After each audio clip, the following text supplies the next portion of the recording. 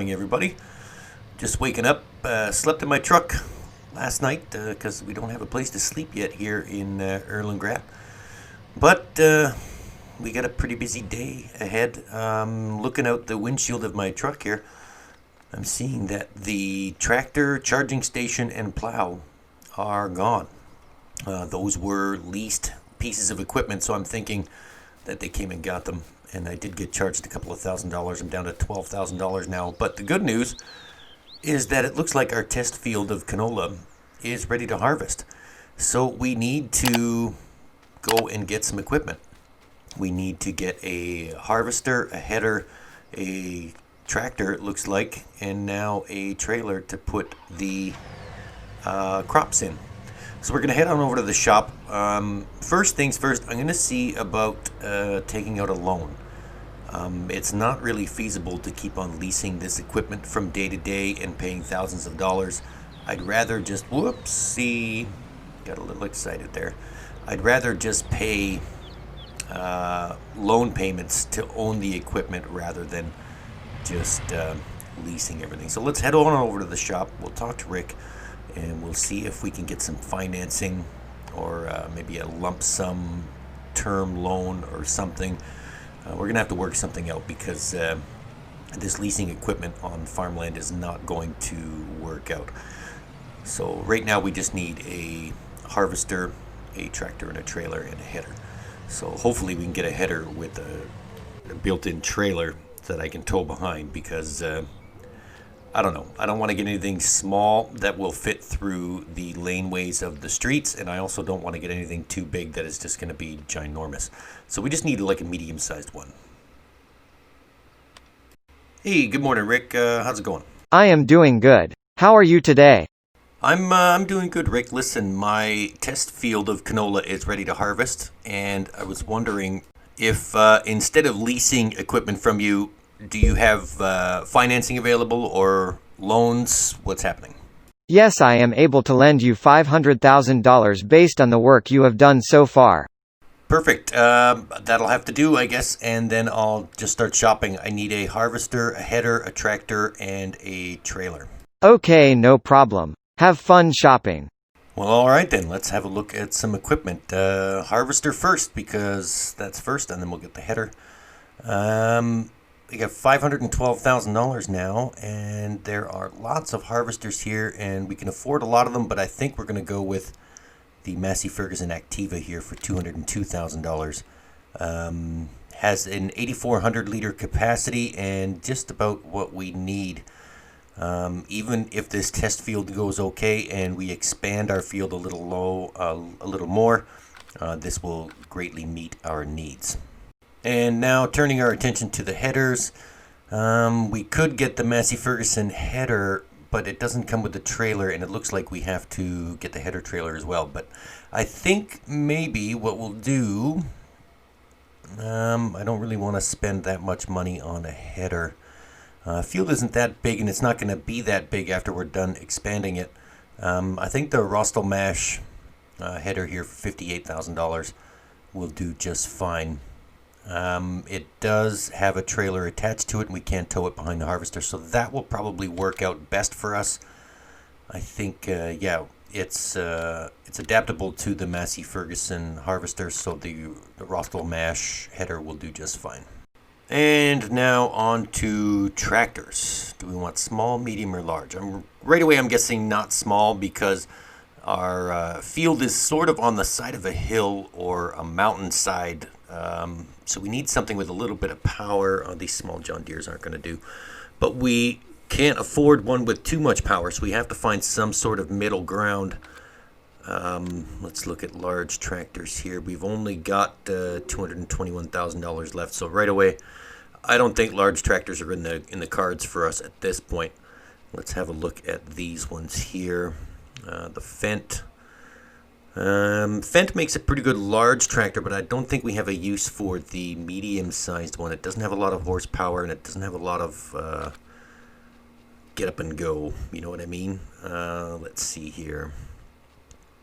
Something that will work good on the side of a mountain. What about this John Deere 6R series? I don't know. Even if we soup up the engine a little bit, I don't think it's going to be in the cards. It's a little bit too much money. We need to save money for a trailer as well. And if we're going to expand that field, I'm going to need a cultivator too at some point. And maybe a larger seeder. I don't know. We're going to have to look at that. Let's see. Small tractor's not in the cards. The case, maybe? I don't know. Let's see.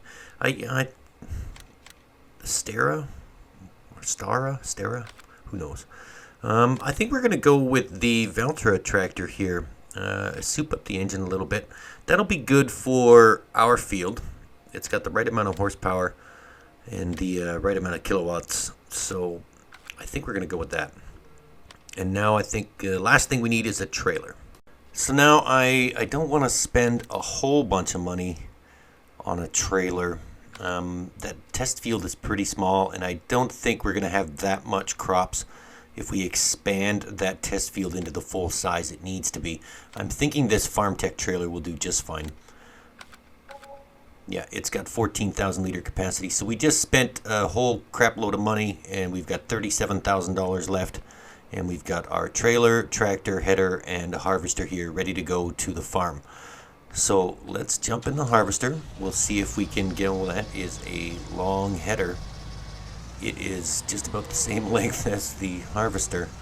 Let's try and get out of here without hitting anything. Good news, folks, we haven't hit anything yet so far. So I don't know if things are looking up or, oh, there we go. Or maybe if we're just becoming a better driver. Who knows?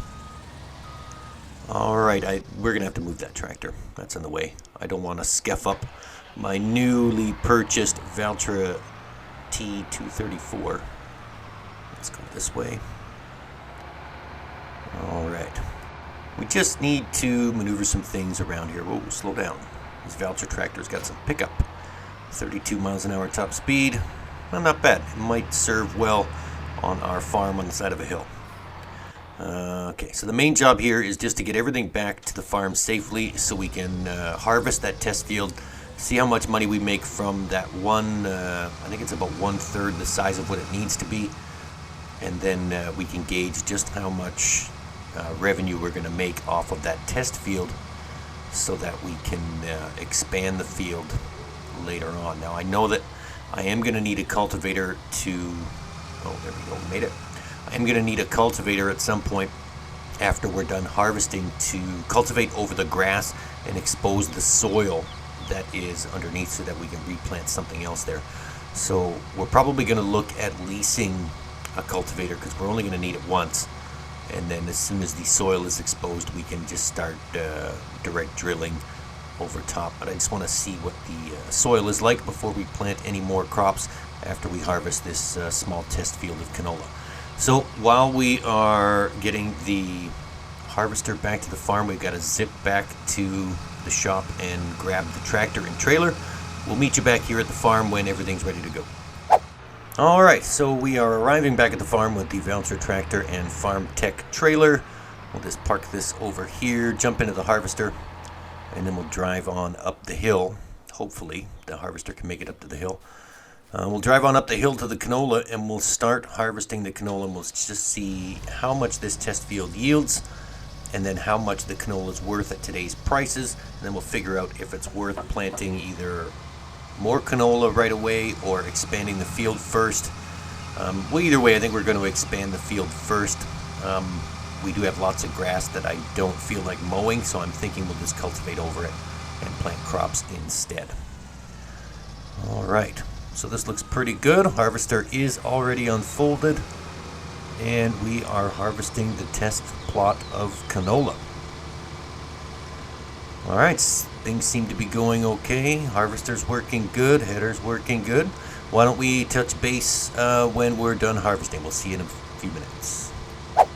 And here it is, the end of the test field for the canola. Now we were able to fit it all inside the harvester with no problems. There wasn't actually that much here. So we're going to dump it in the trailer and then check the prices to see who's paying the most for canola, drive it on over there, sell it, and then we'll have an accurate depiction on how much canola yield we can get from this field, or how much crop yield in general, based on the price of canola so far. Alright, so we're just going to wait for this to be dumped in here, and then we'll check the prices. Just waiting for the trailer to fill up. Shouldn't be a lot here. Okay, so we've got 5,163 liters, and canola is at the supermarket for $2,060 per 1,000 liters. Alright, so that should be just about 10 grand. Let's drive on over to the supermarket and we'll check that out. Alright, so we've made it to the supermarket safely without hitting anything. Thank God. And let's dump this into the supermarket and collect our money. There it goes. Not a whole lot, 5,000 liters. And as I suspected, $10,600 in crop sales. Well, alright, whoops, okay, slow down there, buddy. There you go, you can go first. Alright, so the test plot worked out okay. We made $10,000 from that little itty bitty spot of canola. Now all we need to do is cultivate the rest of the land to expand our farm. So we're going to do that. We're going to drop the trailer back off at the farm, and we'll meet you over at the shop where we choose our cultivator. Alright, we made it to the shop. Let's get in here really quick. There's no need to speak to Rick. We're just going to buy a cultivator with the money that we have left over. Actually, sorry, we're going to lease a cultivator. We're not going to buy one. We only need it for this one specific thing, so it doesn't make sense to buy one if we're never ever probably going to use it again. Alright, so let's have a look here. I don't think I want a 3-meter one, and I don't think we have enough horsepower to pull this horse one. So I think we're going to go with the Stera. And there we go. Now this Stera cultivator also doubles as a planter, or a seeder, so you can put seed in it, and as you cultivate it will deposit seed in there, but we're not going to do that. We are just going to cultivate the outline of our field and then cultivate the middle. We just want to get a general idea of how big this field can actually get, and this cultivator will help out with that. So it was only about $1,000 or so to rent the cultivator, so it'll do the job that we need it to do, and then we can just send it back to the shop afterwards. So we will see you back at the farm. Alright, we made it back, and we're all set and ready to go. Close the flap because we don't need any seed in there. So we're going to drop the cultivator, turn it on, and then we're just going to drag it along the outline of our field here, just so we can see how big this field is going to get. This is basically all we're going to do, is just drive around the outline, trying to keep the grass maybe in the center line of the cultivator so that we can expose the soil underneath that hasn't been plowed. We can just get the general shape. It's kind of like going in some weird oddball shape. Kind of looks like a bunch of kidney bean swimming pools put together. I don't know how to explain it. It's very odd. Let's try and outline this as best as we can, and then we'll be able to do the middle of it, and then we'll get rid of all this grass that really we have no use for. There's not a lot of money in grass these days. Oh, you can kind of see the outline of the field off in the distance where the grass texture changes. I think we're following it properly. We just need to follow it all the way down to the other side of the road here, and then we should be good. Oh, there it is right there. Okay, hopefully we don't have to move that rock. Can we get through there okay? Yeah, it looks like it. Alright, we're going to continue going around in a circle, and we'll touch base with you when we have the outline of our field. Alright, so we made it one full lap around. Here is the beginning of our field where we started. Now we have our general outline. We know how big the field is going to be. Now we can just continue going round and round and round until we've got the entire middle section cultivated. We're just going to cultivate everything, and then we'll check back with you when that's all done. Stay tuned. And here we go. We've got the entire field cultivated with the exception of this little spot right here. That's what we're going to finish right now. And then what we can do is we can just park the cultivator in the parking lot somewhere. The shop will come and get it when it comes due to the end of the lease. We won't have to worry about that. But this is how big our field is right now. It goes all the way down to the other side of the road. So now what we're going to do is this seeder is not going to do for this particular size of field. So we're going to take this back to the shop. We're going to sell it. And we're going to take the trade-in value, add it to the money we have already, and then we are going to get a new seeder. So let's meet back at the shop. Okay, so we've arrived back at the shop. We're going to park this John Deere seeder here. We didn't have the means to unload it, but there's only a few hundred liters of seed and fertilizer in there anyway. It's not going to cost much to lose it. So let's get in here and sell this back to the shop. We'll take the trade-in value for $5,300. Add it to the money we've got so far, and then we're going to look at another seeder. So let's look at this really quickly. Now I think I already know the one I want to get, and we're going to lease the seeder because I don't think I have enough money for the seeder that I want. So I think, no, we're not going to go with the Kuhn because that's a front and rear attachment to the tractor. It's not very wide either. I think we're going to go with the Vaderstad. So this is a $76,000 seeder. It's a direct drill seeder, so we don't have to cultivate the next time. We can just reseed over top of the harvested crops and everything will be fine. But we're going to lease it because I don't have $76,000. So hopefully with the harvest of that bigger field that we just made, we should be able to buy that seeder outright, and then we can go from there. But for now, we're just going to lease it in order to plant something.